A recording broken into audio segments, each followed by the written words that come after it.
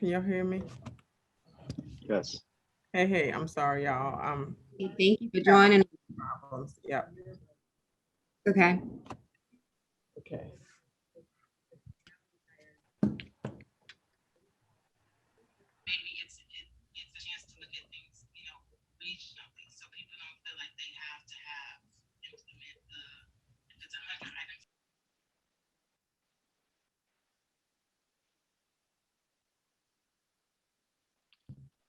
I'm gonna turn this camera off. My background is doing something different. So, but we can get started when y'all are ready. At least it's not the cat filter. No, right? Oh my goodness. Okay. Okay, we're live on YouTube. Thank you. And call this Good meeting. afternoon. Okay. Good afternoon, everyone. My apologies for some internet issues. We'll go ahead. Thank you all for joining the programs committee meeting of Finance New Orleans, and we'll go ahead and get started with the agenda. Um, is there any old business? No old business. All right, new business.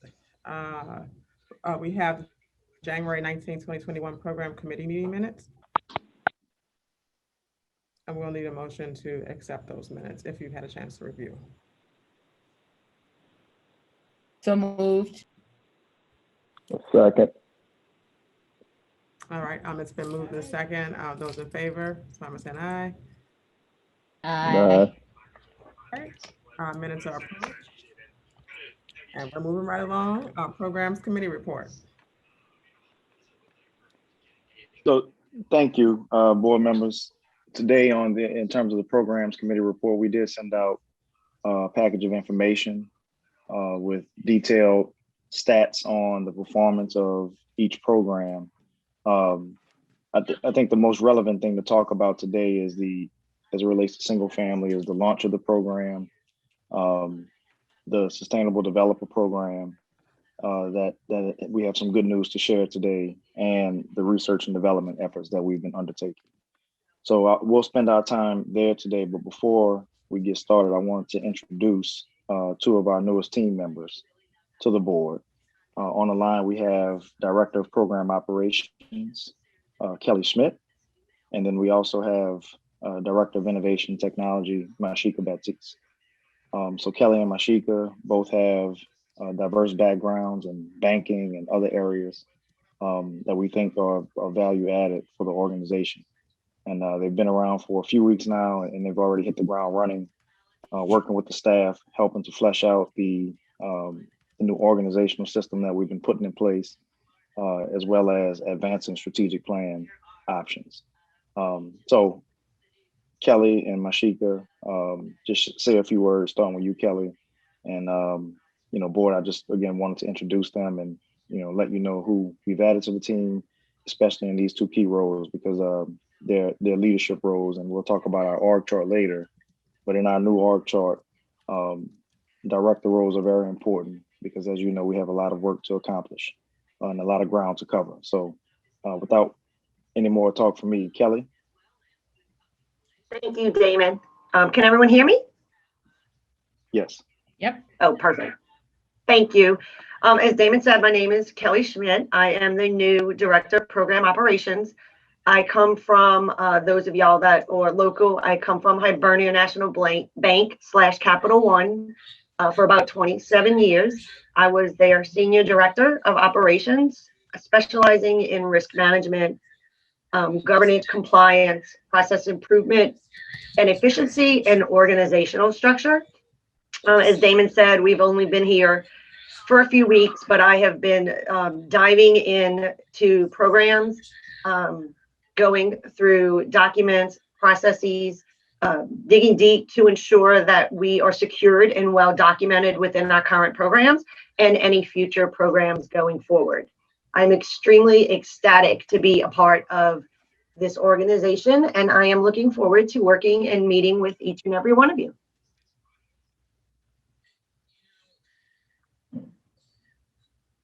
Thank you, Kelly. Mashika? Thanks.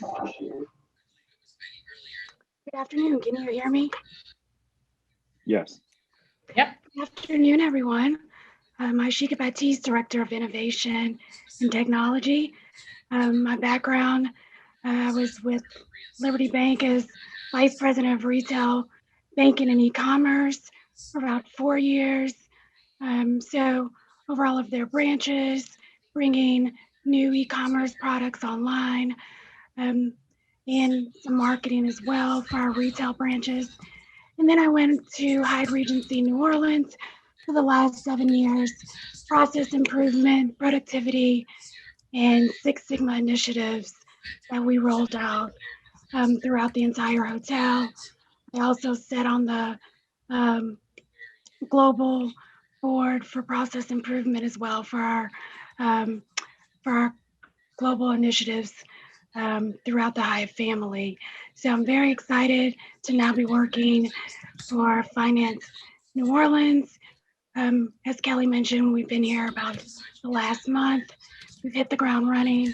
We're all very excited to be a part of the team.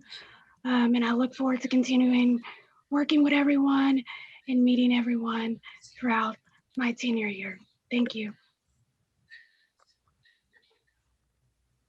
Thank you, Ashika and Kelly, and welcome to the staff on behalf of the programs committee.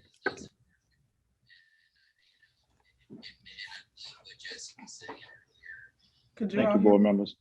Yeah, we can hear you. Okay, I'm sorry. Okay. So yeah, thank you. And the only other thing to add as it relates to our programs, single family, we are preparing for the launch of our green mortgage program. We've been talking about that program for a while now. It does have a lot of moving parts and requires more elements than we've had in the past as it relates to program operations, technology, and just sheer number of organizations involved to get the program off the ground. So we're in good shape. We're about 99% ready to launch that program, and we'll be 100% ready in March after we add a few more pieces, project management, as well as some process pieces. And we're lining up our first few customers to be our test cases. And that work will begin within the next week or so. So we're really excited to finally be at this point to launch the Green Mortgage Program. We're going to start doing a series of outreach activities and initiatives to let the community know not only about our long-term strategic plan, but all of the programs that are going to come off of it, including the Green Mortgage Program. So no production there yet to speak of, but we do have high expectations for this program as a part of our targets we've been developing. We've been looking at a market potential of 500 to 1,000 mortgages and loans in a given year. Right now we're at 0. We've done as high as 400 in our past, but we haven't seen that type of production in a long time. So we do anticipate getting back there, and that's the reason why we've hired people like Kelly and Mashika that have backgrounds in process improvements and scaling up operations, and mixing that with individuals that have affordable housing expertise, green infrastructure expertise, development-oriented people. So we're trying to get a diverse group of individuals internally so that we can handle the sophistication of programs that we expect to see moving ahead. Any questions from the board about the Green Mortgage Program? Yeah, I have a couple of questions. And just I wanted to get some clarification about a couple of things. So good afternoon, everyone. So the first question I have is, I know you're presenting, I think I saw something you're presenting to the council tomorrow. Yes. And I'm a little concerned about the way it's being framed, calling our overall efforts New Orleans Green New Deal. The Green New Deal has very specific, there are people who own that branding. They don't have it trademarked, and not that we are averse to them or even opposed to them. But before we come in, and I'd like there to be a little more strategy around that. When I saw that on there, I was like, the folks who lead the Green New Deal in particular here in the Gulf, Gulf South Center for Law, Housing, and Policy are organizations, partners that we should be working with. But I know I was on the phone with the executive director when I saw the announcement, and we both saw it at the same time. And she was like, "Who are these folks?" And I'm like, "I know who that is, and I would like you to talk to them." But I just want to caution us, and particularly after last week, as there is, people who are actively trying to come against the Green New Deal as policy, when, again, we're not, I would like us to formulate our position very thoughtfully, very carefully, before we end up in a fight with someone who quote unquote hates the Green New Deal, and they don't understand it. But is also prejudiced against it and would be in favor of what we're talking about. And also us determining what Finance New Orleans' position is inside of the Green New Deal, how we can be a part of it. And so that we are, when we do receive that criticism, when we do get that pushback around it, we haven't just, pushed our way in. So that would be my, we're not prepared for it, I should say. Sure. And I have a response for that. We're on the same page. Actually, what has happened is once we presented to some of the council officers, they were really excited and got a little bit ahead of our schedule in terms of letting this information out to the public. But we didn't want to turn down the opportunity to present to the council or present to the community when they wanted us to. But in short, we had the same conversation about the Green New Deal or New Orleans Green Deal at the working group level. And the name, the title, New Orleans Green Deal was always a placeholder. It was not intended to be our the final name of the report or the end product that C40 cities helped put together. So what you will see moving forward is that we had some conversations at the working group. We had conversations with the consultant, and this work, the report that was done, is a continuation of the city's climate resilience plan that was released in 2015. And our report, which is now called, the one that you're referencing, called the New Orleans Green Deal, outlines the results of the study that was done in 2015 and continues the process of building out the frameworks that are needed, the financing frameworks that are needed in order to execute what was put into the city's climate resilience plan in 2015. Because what it does not include is a financing strategy. So what we've settled on, at least at this moment, is the Resilient New Orleans Finance Plan.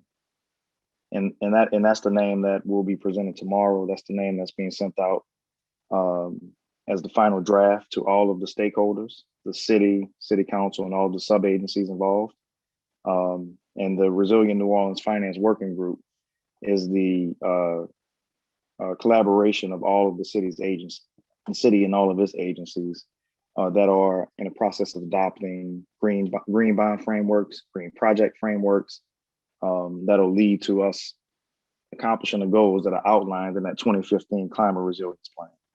So Board Member Morris, we had that exact same conversation. A lot of other stakeholders expressed those same concerns. So the plan has been for the last few months to change it. We had not developed the final name until the last few days. So we're going to make it clear tomorrow that the New Orleans Green Deal was simply just a placeholder, and it was never intended to be the long-term name. It was just the name used to get everybody to the table. Well, it did. Well, and like I said, I think there's an opportunity here to further this work, to deepen this work, and I want to make sure that Finance New Orleans is appropriately positioned. So I want to talk to you offline about you connecting with Colette and the rest of those folks, because I do think that that's the next step. But we want to make sure that, and I'm glad you guys are going to make that clear tomorrow, because they're going to be, there might be some extra people there Sure. who took notice. Sure. Yeah, and this is purely a a public sector initiative. This is the city and all of the sub agencies. And for other reasons, we didn't want this to be called the New Orleans Green Deal. That's what other cities were calling their project. And so when we pitched the idea to C40 cities, that was simply the language that we had to use to get the point across. And so once we received the grant, got the award, the focus was on the content and not so much on the title. And the title just happened to be the last thing that was changed. But it is being changed to the Resilient New Orleans Finance Plan, which is a continuation of the city's climate resilience plan for 2015.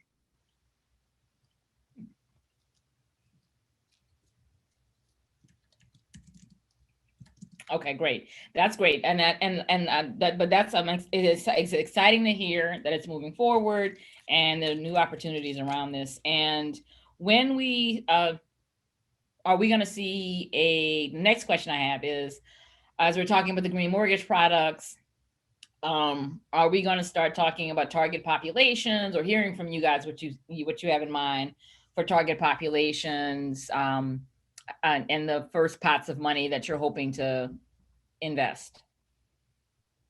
Yes. So one of the next steps after we launch the program is to identify target neighborhoods. And we've created a few different product options, depending on whether it's a targeted or non-targeted neighborhood. So citywide, homeowners will be able to get up to 5% down payment assistance with the new green mortgage product, in addition to the green allowance that'll be built into the first mortgage. But for target neighborhoods, we designed an option that gets the families up to 7% and maybe even higher if we're able to identify a third-party source of funding. We'd be able to go as high as 10% for target neighborhoods. But right now, we can do up to 7%. That's going to require us to put some reserve capital on the table in order to make it happen.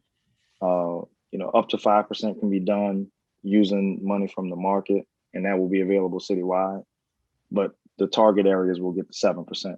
Now, the next step would be identifying which target areas we want to make that allocation. So that hasn't been done. And that's the next step in the process for staff, is to identify those areas and present them to the board. Great. So, and what we, board member Morris, what we ended up doing was, in the name of just getting the program off the ground, we decided to make that target neighborhood decision after the program was formulated and up and running. And we built in projections for what the option would look like, but we don't have to activate it until we're ready, until we've identified actual neighborhoods where we want to invest the money. Great. So yeah, I mean, I like us to think, we'd like to hear more about, particularly as we're talking about targeting specific neighborhoods, the rationale behind that, making sure that we aren't inadvertently reinforcing redlining and bad policy decisions that are so racialized at this point, they don't even, we tell ourselves that they make sense. But yeah, that sounds great, Damon. I'm really excited you guys are moving forward. Thank you. Any other questions about the green mortgage program? No, I just echo that. That's great work. Thanks for moving that forward. What do we have next on the program committee report, Damon? So just a few words on the Sustainable Developer Program. Some really good news. We closed our third project today, and General Counsel will be on a little later to talk about the details of the transaction necessary. But if you recall, the Chef Mentor project, it was a senior project that we approved last year, in the fourth quarter of last year. They had some delays in closing, but they were finally able to get to the table today. And we submitted our information, and we should be officially closed by day's end. So that marks the third project that we've closed under the Sustainable Developer Program. Additionally, we have a pipeline of about $600 million worth of projects that we're working through right now. We do think the the project or the pipeline needs to be scrubbed a little bit. And we're working with the city at the moment to figure out what's the most accurate number that we can expect over the next three years, really. So it's going to take a while for some of these projects to be worked through. Some are actively receiving funding from the city. Those are the ones that we're targeting for pilot and bond transactions. Also, many of these developers are curious about financing green infrastructure and renewable energy. So that's another option that we're building into the sustainable developer program that doesn't exist yet. So it's, we're getting really creative. There are a lot of ideas out there. Developers are looking to move projects. And from the conversation we've had with the first 3 developers that have gone through the program, they think it's really valuable, and they're grateful that the city, the public sector has an option that can rival private sector financing in terms of speed and efficiency and impact. So I think we're off to a good start. We just have to figure out how to scale up from 3 projects to the 50 or 75 projects that we have listed in that pipeline. But a lot of our staff development is going to be around moving that pipeline. A lot of the technology that we're implementing is going to be about moving that pipeline and just creating open access for the community. So whether you're a small developer or a big developer, you'll have an opportunity to do a project through our platform. And our focus is going to be on those small and emerging developers who need technical assistance. They need credit enhancement. They need equity capital for their initial projects. So we have a lot of work to do as it relates to the continual development of those programs, but we're off to a good start. That's great, Damon. Can I ask that we add something to the regular program committee meetings? That we get an update, and it could be written, but I just like to track these every month.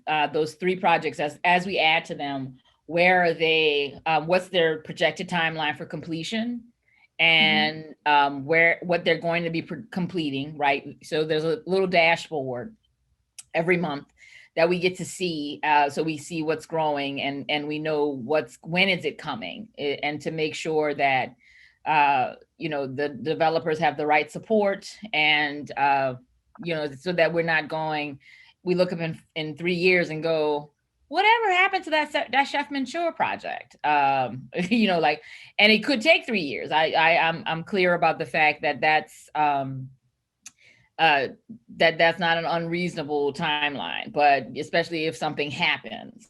But I would rather not have that. I would rather know, like, every month where you are with those as you're adding to them. And then that's a good way for us to see the list grow. Okay, I understand. What we can also do is we can flesh out that pipeline that we use internally and add those life cycle items that you just mentioned, because ongoing compliance is a requirement. These properties are going to be under our control for 40 years. So we are developing that compliance process with the city. We have to keep tabs on these projects. So we'll make sure we update our report as you suggested.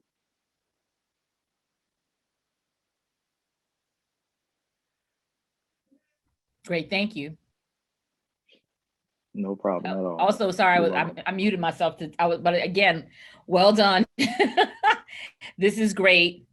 I think I think you're doing, you're ahead of what I thought was an expectation at this point, given what's been happening with COVID. I know it's only 3, but given what's happened with COVID and how things have had to change, I think that this is okay. We'd like to see more, obviously, but I think this is a good, solid beginning.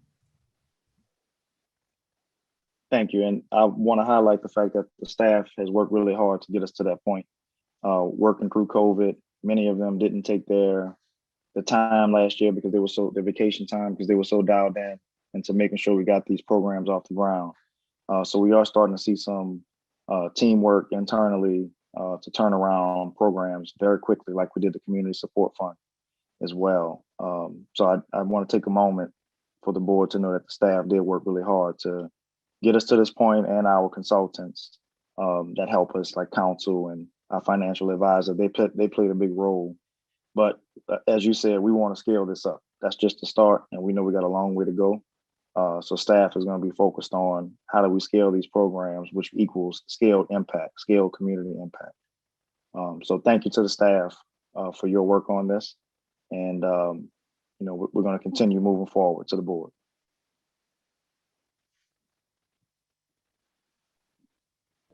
Thanks a lot, Damon, and thanks, Andrenica, for that request. I think that will help us definitely have a dashboard report in terms of the project pipeline and where we are. So good stuff. And congratulations to Damon and team for bringing those projects to close. So great job there. Anything else? Thank you.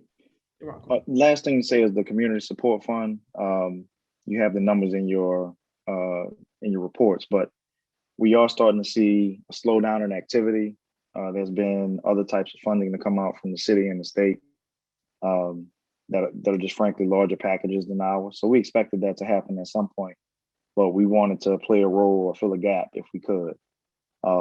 So that's just for the board to know. And I know some other board members have mentioned the possibility of reallocating funding in the community support fund to other uses, other needs around the community. So we welcome that conversation. But for now, we're going to continue forward with the community support fund as it's currently structured, because there are families out there that benefit from it. But we're keeping our ear to the street to see what's the most impactful use of those funds. Any questions about the community support fund?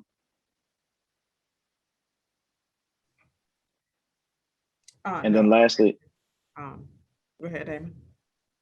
I was just going to say lastly, as it relates to research and development, we've been focused on standing up a green buildings and infrastructure program. We know those are going to be long-term investments for us. So we're doing quite a bit in terms of staff training and learning what it means to be a green bank, a green financial institution. Remember, we're merging the worlds of housing finance agencies and green banks. So we serve a pretty unique, or sit in a unique space as it relates to being a public sector entity. So there's some homework we have to do internally, but at the same time, the city has asked us to start building a pipeline of projects.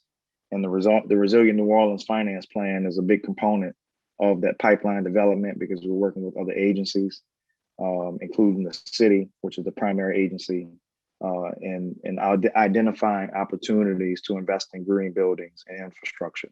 So we do expect to close on some demonstration projects this year, because we've been working on them for a while. So we expect to see some activity from research and development too. Our focus is on our housing programs, but we're going to keep the agency moving forward on this 10-year plan.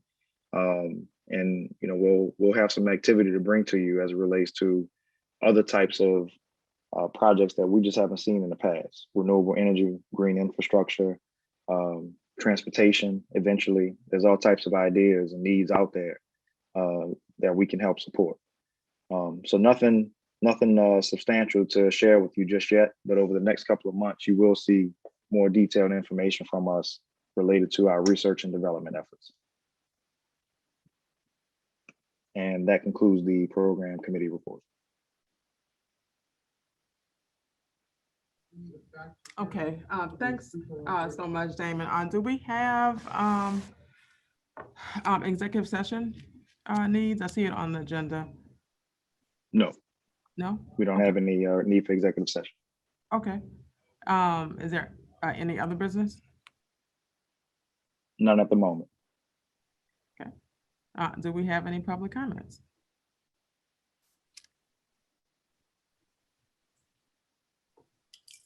No public comments at this time.